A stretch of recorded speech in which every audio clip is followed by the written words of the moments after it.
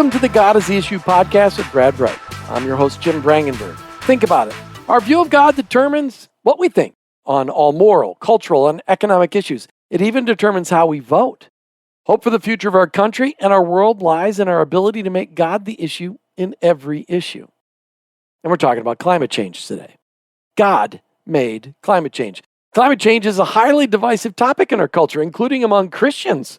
On one side, you have the doomsday folks who try to scare everyone to death, and on the other side, you have the climate deniers who don't believe there's a problem at all. And in the middle, you have a whole lot of folks who just don't know what to think. Today, we're going to go where even angels feared to tread, and we're going to finish the conversation. We're going to have an honest conversation about climate change, and then we're going to finish it up with making sure that God is relevant in this conversation, because on this show, we make sure that God is the issue in every issue. And we bring in our resident expert on making God the issue, Brad Bright. Brad, we need to finish this conversation on God-created climate change. Thanks for being back. Great to be back. It's going to be a great conversation. Last week, we ended our show talking about the four groups of people who buy into the global warming climate change narrative. Can we go into more detail on that? If the data is not there to support man-made global warming and the narrative and rhetoric that is attached to that, why do people buy into it? Who are those groups of people?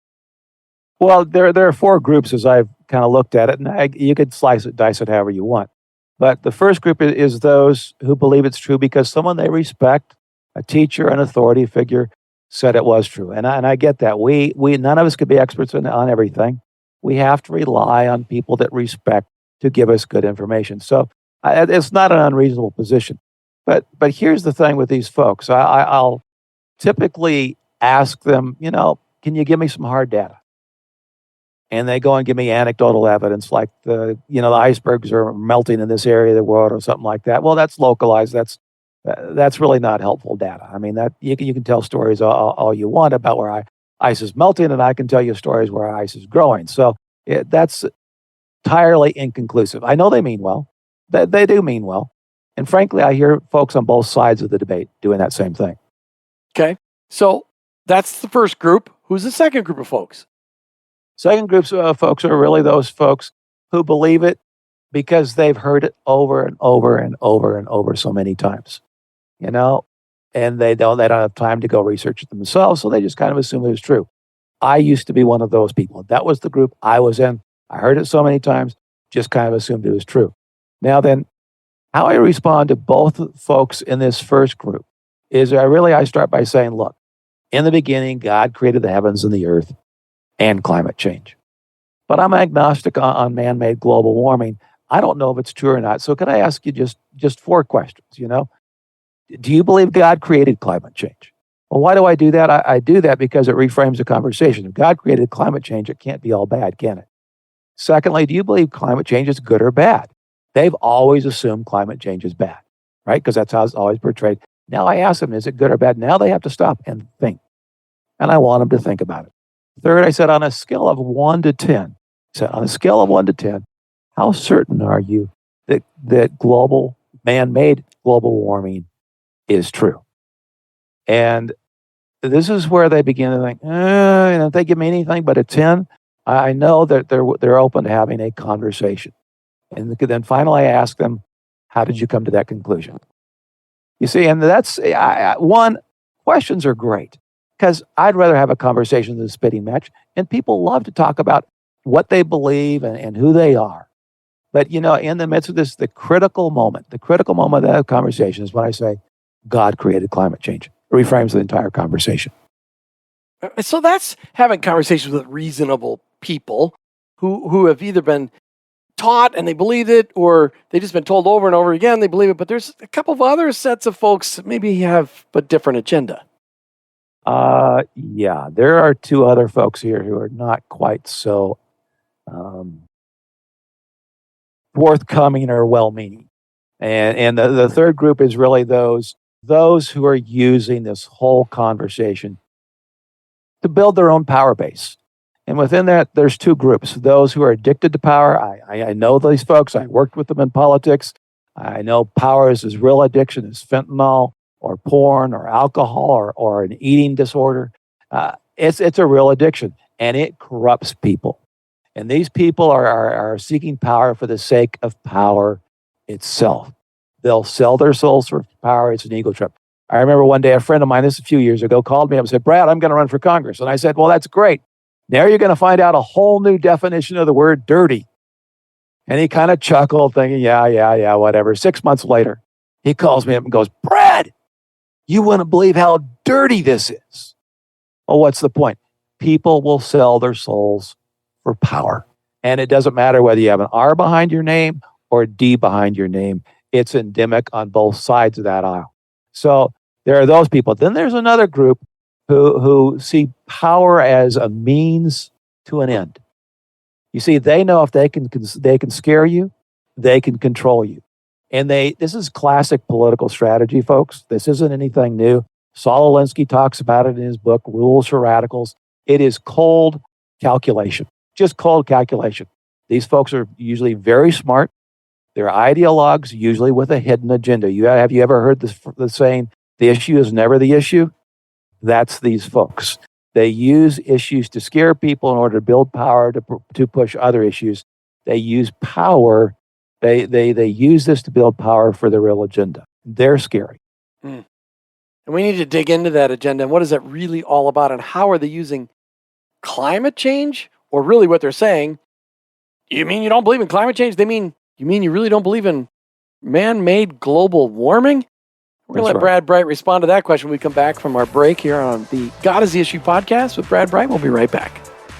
Want to know more about how you can make God the issue in every issue? Get your copy of Brad's book, God is the Issue. Now in its 3rd edition, you can get your ebook copy at brightmedia.org. Even better, if you subscribe to this podcast, you'll receive a coupon for 1 free download of God is the Issue ebook. Go to brightmedia.org, that's brightmedia.org, and get God is the Issue ebook today. Welcome back to the God is the Issue podcast. We talk about God created climate change. Brad, you've been making your case that you totally believe that God created climate change. You actually built it into the very elliptical orbit of the Earth, but you're a heavily agnostic on man-made global warming. How do you deal with these folks that you've been describing? You described groups 1, 2, 3, and 4, and we're going to go a little deeper into the group 4 folks. But how do you deal with them on a greater basis? Let's just start sneaking in a little bit of information on how do we make God the issue in every issue. Well, with the first 2 groups, I actually asked them questions. These last 2 groups, I don't see any point in that. And my goal with them is simply challenge them to a greater cause. And that greater cause is summed up in one word, Jesus. I don't know that they'll respond or not, but that's really the starting point of the conversation with these folks, especially the folks who are addicted to power or who are using power as a means to an end, but they're focused on power itself. Give me just as an aside on this, but what does that look like? What's that conversation look like when somebody's talking to you about, what do you mean you don't believe in climate change? You go like, no, I believe in climate change. I'm just heavily agnostic on man-made global warming. How do you shift that conversation to Jesus? You say, you know what I really believe in? What I believe in as passionately as you do on this issue, I believe in Jesus. Let me tell you why. Can I just take 3 minutes to tell you why? Bang. It's an easy transition. There's so many ways to do it. That you don't have to be shy about it. No, I They're not shy about their cause. I'm not shy about my cause. All right. The 4th group of folks was folks who use man-made global warming to use it to get rich and famous. Who are these people? These are the spoiled boys out there, and we see them every day, who want to make a name for themselves and get even richer. Let's face it, Al Gore is now worth approximately $300 million, in large part due to his role in the whole promoting the global warming initiative. I mean, he flies around to his Save the Earth conferences in his private jet, paying his climate change indulgences to his friends, and leaves a huge carbon footprint. I mean, does anybody else see the irony on that? Yeah, but let me say, I am grateful to Al Gore. I'm grateful because he made me take a second look at this entire issue, at the issue of man-made global warming. And I went from a believer to an agnostic. Thank you, Al. I'm sure he'd be really grateful that you gave him that credit. In fact, I wonder how Al Gore would feel if he knew you walked away from the man-made global warming camp because of him. Uh, he'd probably feel a little defensive. He'd probably try to rationalize his behavior. I mean, we're all human. When we get caught and called on the carpet, we our first response is to we get defensive. We try to defend our behavior. But I don't see how you can defend his behavior. When you believe in something, when you really believe in something, you change your behavior. His behavior's gotten worse. Yeah, private jet. I remember when the statistics came out on his house that he spent $24,000 a month on electricity. I'm like, holy smokes, I haven't spent that in 12 years on electricity, or 10 years for sure. All right, Brad, we've discussed your view on climate change and man-made global warming, and we've discussed the types of people who buy into the man-made global warming narrative. Let's talk for a few moments, if we could, about how to use this issue to make God the issue. How do you even engage that conversation?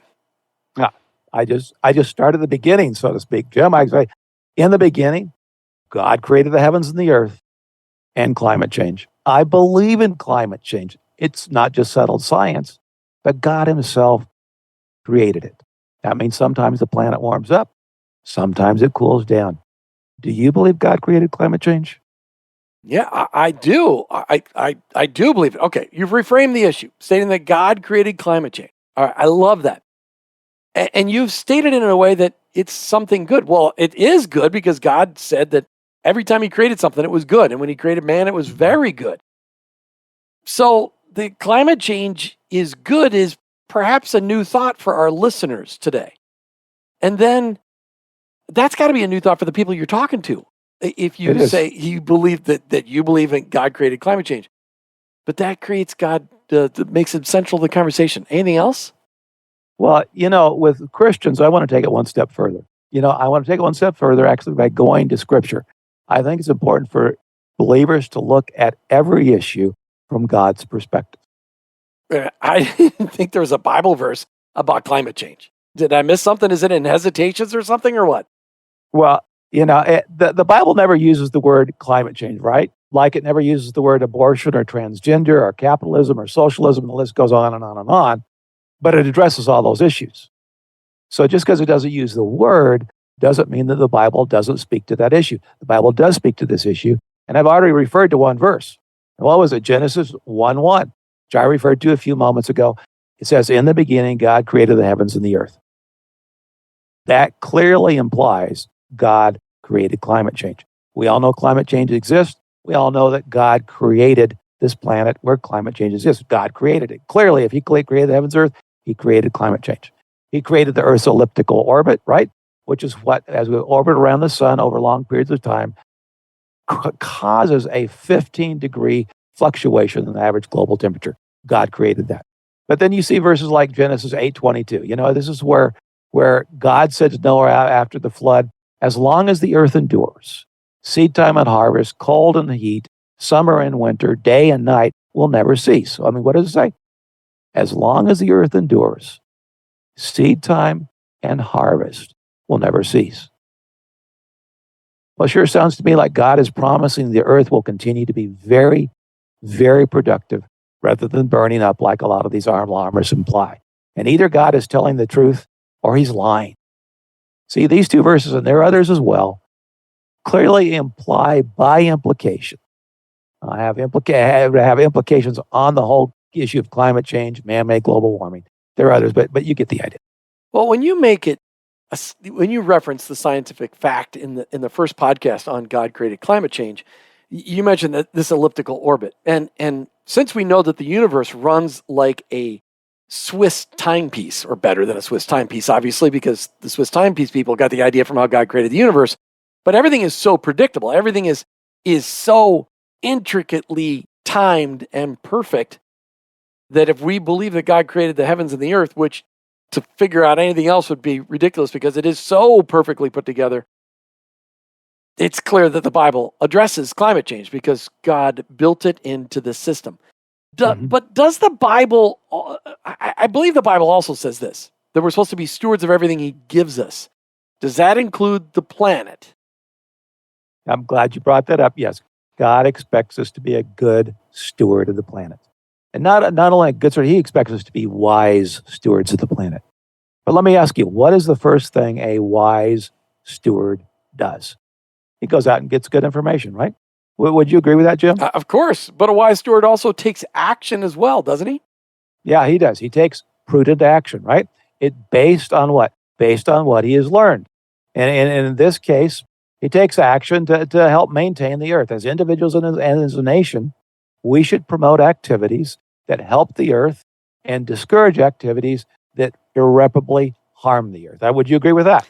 I agree, but how do we know which ones of those help the earth and hurt the earth with definitive scientific proof? When we come back, I'll let you answer that question. You're listening to the God is the Issue podcast, and we talk about God-created climate change. Not man-made global warming, but God-created climate change. We'll be right back. Brad Bright travels the country speaking and training people how to make God the issue in every issue. Go to brightmedia.org, that's brightmedia.org, to find out how you can bring Brad's highly interactive workshop to your area. It's fun, engaging, and most important, it will help make you more effective in making God the issue in every issue. Go to brightmedia.org, that's brightmedia.org, and schedule Brad today. Welcome back to the God is the Issue podcast as we finish up our conversation on God-created climate change. Brad, as we ended the last segment, I asked this question. All right, there's lots of activities that people say we should do in order to protect the planet. Yet my skepticism says, how do we know that those activities will really impact our planet in a positive way? They're saying that all of it is man-made global warming, that everything we do, and so we should be getting electric cars, and we should be, they got a whole list of things that we should be doing. And yet I don't know if the things that they're suggesting are really going to make a difference or not, because volcanoes are still going off all over the place. I mean, there's just so many. Everybody wants the planet to stay healthy. I would like to live in the planet. I love the planet. It's our home. What does that look like in real life? What does it look like to take care of our planet, Earth? Well, again, as I mentioned last section, the first thing you do is you go out and get the best information you can. And then you base your decisions on that information. That's what we all need to be doing to one degree or another, because it's our home. But I believe there's one other factor that we have to consider in this conversation. As followers of Jesus, this is absolutely critical. And that is, how do environmental policies affect people, affect real people every day, especially the poor? You know, God talks a lot about the poor in the scripture. He loves the poor just as much as he loves you or me. You know, driving up the cost of fossil fuels hurts the poor. In the developing world, it hurts them severely, and many may well starve to death because the cost of fossil fuel is going up. So here's my question. Do I really think that God is okay with environmental policies that hurt and potentially kill the poor, while guys like Al Gore fly around to their climate summit meetings in their private jets? Well, that's a little bit of a loaded question, but I'm pretty sure the correct answer is heck no. Good. I'd be disappointed in any other answer from you, Jim. Now then, yes, I framed that question in a way so there's only one good answer that doesn't make you look like a jerk. Can you tell I used to be in politics? Mm-hmm. Yes, you did. Anyway, here's the thing, and this is the $1 million question. As a good steward of the earth who cares about the poor, because God cares about the poor, can you think of one simple thing we could do that would make a significant difference potentially make a significant difference in the health of the planet, that might mitigate global warming if it's really occurring? That is man-made global warming. I do think global warming is occurring over long term, but man-made global warming, whether or not we're causing it, but won't hurt the poor in the process. Is there something we could do? Yeah, I'm not sure, but I have a feeling you've already got something in mind.